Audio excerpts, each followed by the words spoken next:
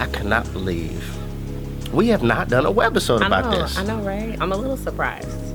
But, today we're going to talk about God, kill my lust. Kill it. Don't play with it. Don't pet it. Don't caress it. Murder it. Murk it. Lay that boy. Put him 6 feet. Kill my lust. I can remember the time when we were about to give birth to my daughter, and our doctor kept asking me, she said, Mr. Flowers, do you want to cut the umbilical cord? Mm-hmm. I was like, nah, doc, I don't want to risk, snipping something wrong, or I don't want any birth defect, any issue because of me. Right. And she said, no, we're going to guide you, but usually daddies cut the umbilical cord. And so she didn't even know she was preaching. She had no idea that she was helping formulate this webisode. But I believe one of the first steps we have to do to kill this thing is to pray, God, cut the umbilical cord. Come on. Anything that's feeding my lust, providing to my lust, strengthening my lust, giving space for my lust, providing a runway for my lust, any and everything that is feeding me, because I am no longer in that womb and I'm now in the kingdom. Kill it. Right. Kill my lust. Kill it. And one of the critical things that we have to remember is the power of an environment.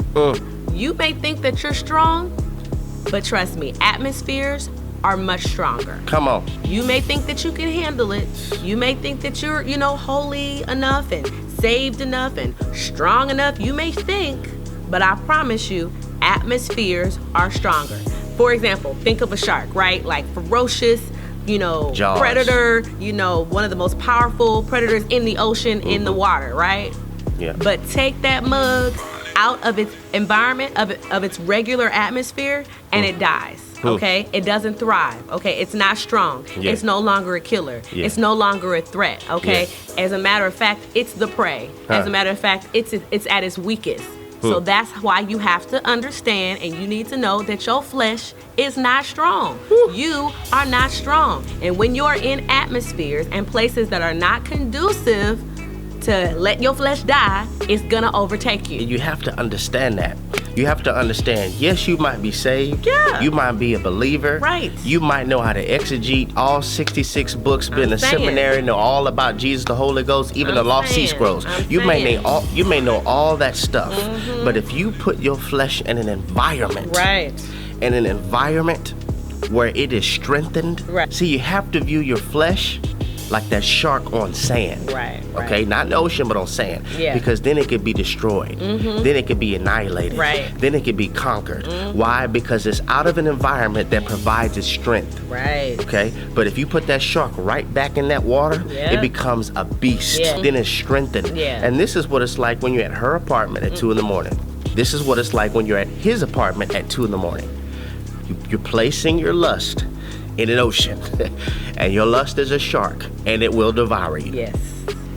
All day. You will not win. This is why it says in 2 Timothy chapter 2, verse 22, to flee all youthful lust. That means run. Like, don't stand up against it. Don't try to fight against it. Don't, rebuke it. Like, flee. Run away from it. Run. Get out of there. Now check it out. It says, flee all youthful lusts, but pursue righteousness. Pursue faith. And I think sometimes the reason we fail is because, yes, we may be fleeing, but we're not pursuing. Okay? You have to pursue, because the pursue will give you the strength to overcome. Right. So I flee all youthful lust. And I'm not just running from it, but I'm pursuing something. If you flee but you don't pursue, you won't be able to conquer it. If you pursue but you don't flee, this is people who be trying to have Bible studies at 2, 3 in the morning, talking about y'all having quality time, going through the scriptures, and all of a sudden y'all end up starting. Don't give yourself an atmosphere where your flesh can be strengthened. You're gonna ask God to kill it. God, I need you to cut this umbilical cord. I need you to help me deal with environments and identify environments. God, I need you to give me strength, because you told me to flee and then pursue. And I can't pursue if I don't flee. We're going to give you some more Bible. We're going to give you a lot of Bible in this webisode. Okay? More Bible. Ephesians 5, verse 3. There must not even be a hint of sexual immorality or impurity amongst God's holy people. That's why stuff like, living together. Uh-oh. I and you're We've not done married, webisodes about it before. Uh-oh. So, y'all know how we do. Y'all know our stance. Yeah. I mean, cohabitating, stuff like that, that's a hint. Yeah. That's a hint. You sleeping on the couch, you sleeping in the bedroom, and y'all been doing this for 2 years. There has been no sexual activity. There has been no temptation. This is not an environment. This is not increasing your shark. Right. There must not be even a hint of sexual immorality or impurity.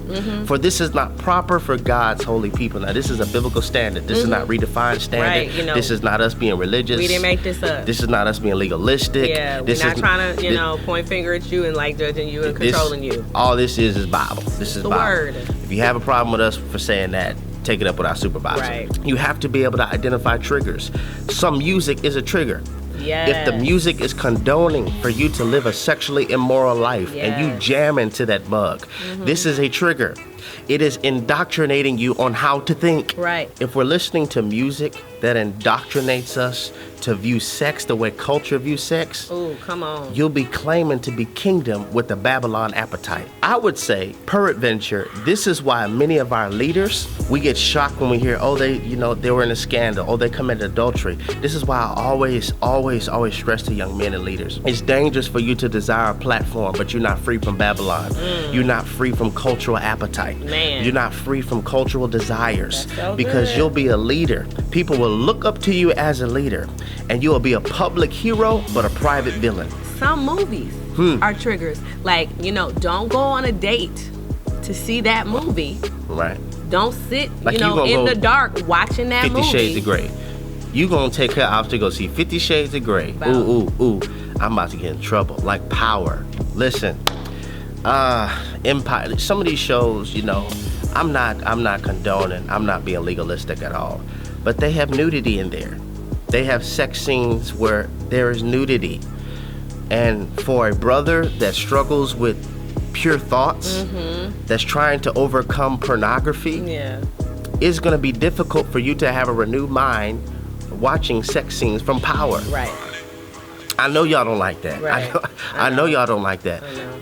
But I'm telling you the truth, because if you want to be free. Now, for those that don't want to be free, you can tune us out. You can end this, cut us off. We cool. But if you want to be free, right. If you're tired of being counseled by filthy thoughts, right. If you're tired of seeing women and men as objects instead of children, God's children, and if you want to be free, you're going to have to get radical. Right. And that may mean I can't listen to that. Right. I can't watch that. Right. And if you want to be free from falling over and over and over again, and then, I'm talking about Christians now, you keep falling over and over and over again, and then you're going to the altar like, God, forgive me. God, I'm sorry. Yeah. I don't want to do this anymore. And then you keep falling again in the next relationship. That's not a fall. That's like a jump. I know it's a jump, but that's what we keep saying. I know that's the jargon that we use. Yeah. But what it is just a pattern that needs to be broken because you keep fulfilling your lust and you keep putting yourself in the atmospheres, in those environments to feed your lust. It's almost like this show I watch sometime called Storm Chasers. I love this show, but I think they're crazy. There's these people, they chase storms. They look for atmospheres that are conducive for tornadic activity. Right. Okay, so they go to this area, and this dude is out here like, okay, we got hell, Joe. We got hell. Oh, it's getting closer, Joe. All right, I feel the wind. All right, okay, golf ball size hell. All right, we gotta go. We gotta go. They get as close to the storm. Right. Please hear me. Yeah. They get as close as they possibly can. Yeah. And there have actually been people who have gotten killed Right. chasing storms. And you may not know. And I'm just trying to introduce you to something that you may not have been aware of. When you don't identify the triggers of your lust, you could be a storm chaser. Yes. You get as close to the line as you possibly can. Man. You get as close as you can. And then when there's hell, be honest with yourself. Yes, be real. Be honest with yourself. Don't be a storm chaser. Many times we fall short because we're calling the small fox cute. But that fox, it ain't so cute when it's wreaking havoc in your life, when it's wreaking havoc in your flesh. Bible all day. Songs of Solomon. Chapter 2, verse It's not 15. cute. Beware of the small foxes. Take out. Catch the small foxes that spoil the vine. He ain't cute. Are you calling the fox cute? That's it. Yeah. This is Redefined TV. Where we're redefining relationships righteously.